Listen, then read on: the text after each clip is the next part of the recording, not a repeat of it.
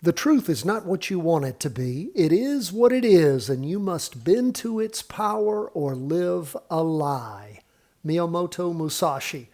The way we could end that in our business, my friends, is and you must bend to its power or go broke. Because the truth is what? The truth is price movement. Those of you who still listen to CNBC or Bloomberg, or you're reading the Wall Street Journal and you're expecting to give you the answers to the market, I will tell you over and over again, most of what you're getting there is hype. And folks, particularly in the news media, on television, trying to get you to just stay until the next set of commercials, because the only thing that matters for us is following price movement accurately. Keep that in mind always. If it's not helping you with that, then it's not helping you. That is why we use the Heikin-Ashi candlesticks, the trend lines, the volume along with the Heikin-Ashi candlesticks to help us see what market sentiment is, what the investors are doing, what the insiders are doing, and what's happening with price. Let's jump into these charts. We see the S&P 500. I'm doing this a little early today, about 8 minutes before the market closes. We're down 0.09%, so not even 0.1% down for the day. We look at the high last week. It hit 456.38, 455.49. So we're not even hitting the high yet. First day of this 5-day week after a shortened week last week. But we see that we are again putting up a small candle at this point, not a lot of volume. We look at the 2-day, and of course this is the first day of the latest 2-day candle.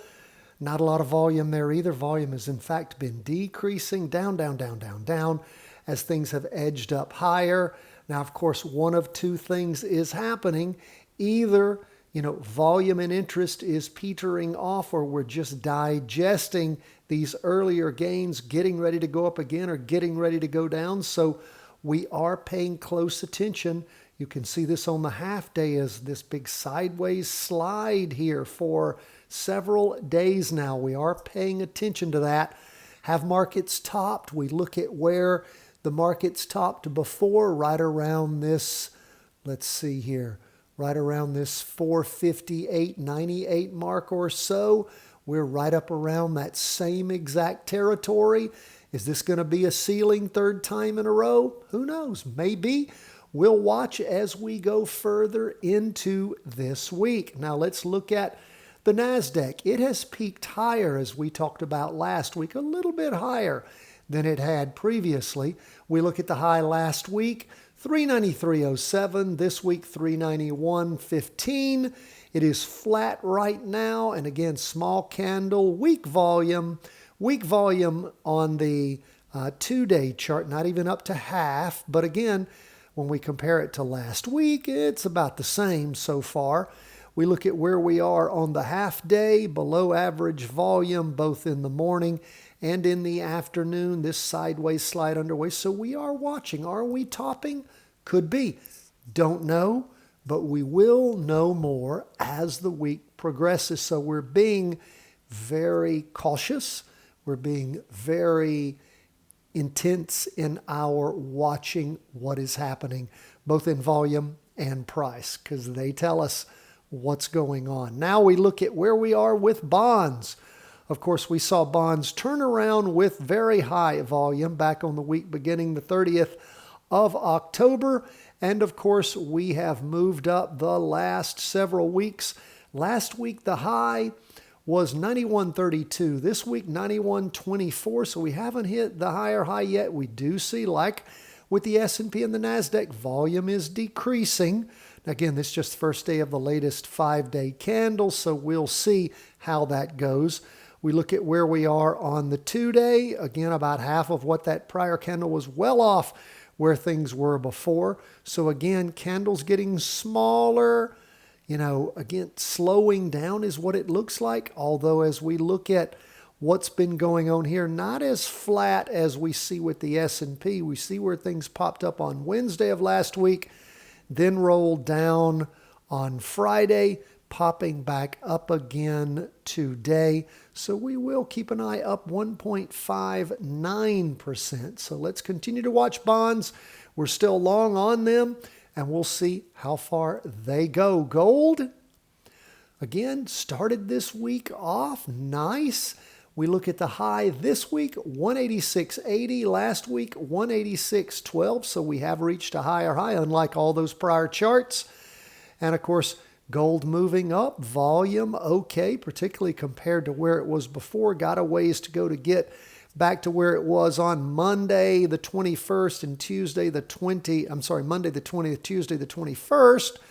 But again, starting off with higher highs. We can see it's up in the morning, about the same in the afternoon. So gold going in the right direction after those 2 weeks of that sideways slide, after things had popped up. Pretty much the whole move was spent in that first week, beginning the 16th of October, sliding sideways and then dying.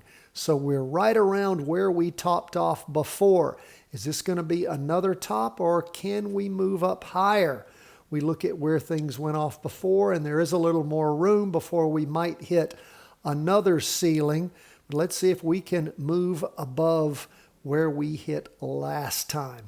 Now, we move from gold to Bitcoin. Bitcoin pulling back the most down for the day, 2.84%.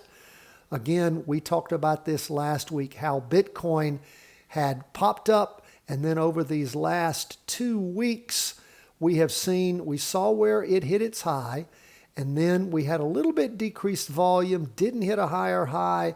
Last week, we got up to 36.77 that first week, 36.74. So we hit a little bit higher high this last week. But again, much decreased volume. And again, it was a shorter week. This week, we've just dropped through that prior trend line. And we can see where on the half day, bottom through it in the morning, stayed below it in the afternoon, and the 2 days sitting right there on it, trying to penetrate. So we'll keep an eye on things. We'll see how that 2-day wraps up tomorrow. Lots of volume trying to find maybe a top there in the morning, hit up on the average. I'm sorry, not in the morning, on the prior 2-day. We look at where we were in the morning, of course, and we push down through it. But that prior 2-day, trying to top on average volume and then rotating over. So we will keep an eye on things as we continue to push through this week. My friends, it's good to be back in the country. Good to be back with you. Thank you for putting up with me last week. We're having a heck of a time. I was spending a lot of time trying to download that material using the satellite. It's nice to be back with regular service. Always love to hear from you. cw@chartingwealth.com. God bless, my friends. All the best from the whole team at Charting Wealth World Headquarters.